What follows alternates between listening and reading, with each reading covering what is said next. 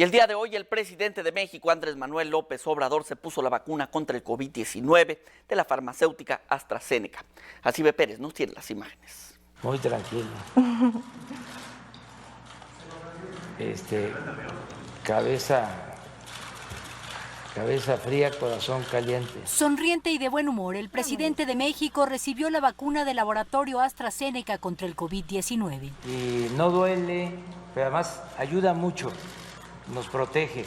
Un llamado a La inmunización del mandatario se realizó en su tradicional conferencia matutina, porque aseguró que quería dar el ejemplo para alentar a todos aquellos adultos mayores que aún dudan en ponérsela. Decirles que estamos nosotros seguros de que no hay ningún riesgo, ningún peligro.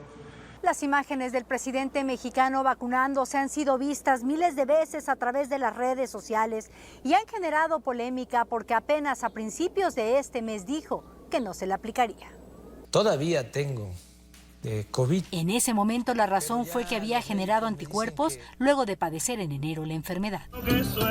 Entre música y baile, quienes fueron este día a los centros de vacunación como Alfonso, aplaudieron la decisión de su gobernante. Aunque fue un poquito tarde el ejemplo que nos puso el señor presidente, pero en fin, qué bueno que lo hizo como ejemplo.